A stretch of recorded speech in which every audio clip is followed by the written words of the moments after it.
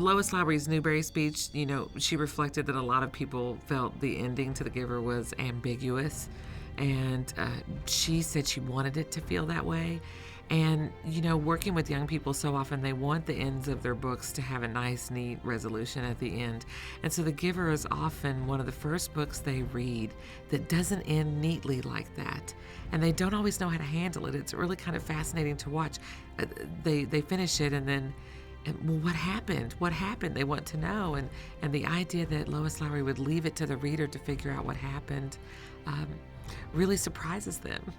I had thought that I was a very specific type of reader and that there were only certain types of books that I like to read.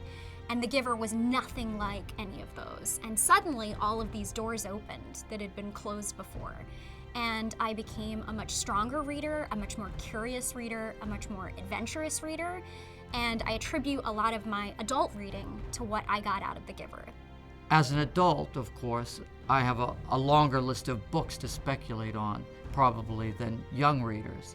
But even if they only have The Giver, if only their utopic reading list includes that one book is sufficient to really cause a young reader to really reverberate with a lot of questions about what they would do in that situation.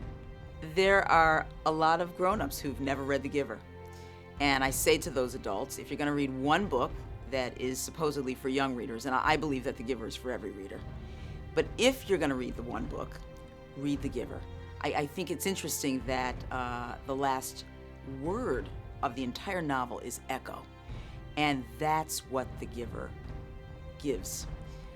It reverberates, it stays with you, it has an echo. And I say to everyone, whether you're a reader who's 12 or 90, that is the power of The Giver. It will ring in your thoughts long after you have finished the book. I don't think it's important for young people to read The Giver.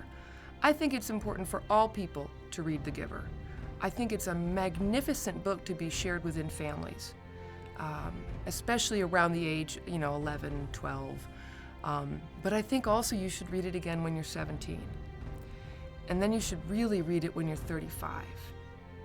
And then, like 70, 75, you should treat yourself to reading it again and maybe read it out loud and record it for your grandchildren.